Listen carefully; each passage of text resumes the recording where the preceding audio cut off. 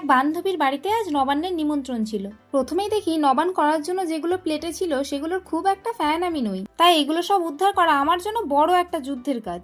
এই যুদ্ধে পরাজয় স্বীকার করে বেরিয়েছিলাম একটু ঘুরতে। পাশেই আছে ভারত সেবাশ্রম, খুব সুন্দর জায়গা। অনেকটা জায়গা জুড়ে বিভিন্ন ধরনের সবজি চাষ করেছে এখানে। এই লাল শাকগুলো সামনে থেকে আরো টুকটুকে লাল দেখাচ্ছিল। শুধু সবজি নয়, অনেক ফল আর ফুলেরও গাছ ছিল ওখানে। আশ্রমের ভেতরে একটা মন্দিরও আছে। আমরা হাঁটতে হাঁটতে মন্দিরের দিকেই যাচ্ছিলাম। জুতোটা খুলে ভেতরে ঢুকে কিছুক্ষণ বসলাম। খুবই সুন্দর শান্ত একটা পরিবেশ। এরপর বাড়ি ফেরার সময় রাস্তায় দেখি একটা বাচ্চা ছেলে দুটো বাঁশের ওপর অনায়াসে হেঁটে বেড়াচ্ছে। আমি ওকে দেখে ভাবলাম এটা কি এত সহজ, তাহলে একবার ট্রাই করি। কিন্তু একবার ট্রাই করতে বুঝলাম ভয়কে জয় করে বাঁশের ওপর হাঁটা বেশ কঠিন কাজ। অগত্যা হাল ছেড়ে দিয়ে বাড়ি ফিরি। এরপর খেতে বসে দেখি কাকিমা পাহাড় সমান ভাত দিয়েছে। আমার পক্ষে তো এগুলো শেষ করা সম্ভব নয়, তাই বাকিটা এদের জন্য। আজ আমাদের গ্রামের বাড়িতেও নবান, তাই এরপর বাসে চেপে এখান থেকেই চলে গেলাম সোজা গ্রামের বাড়ি।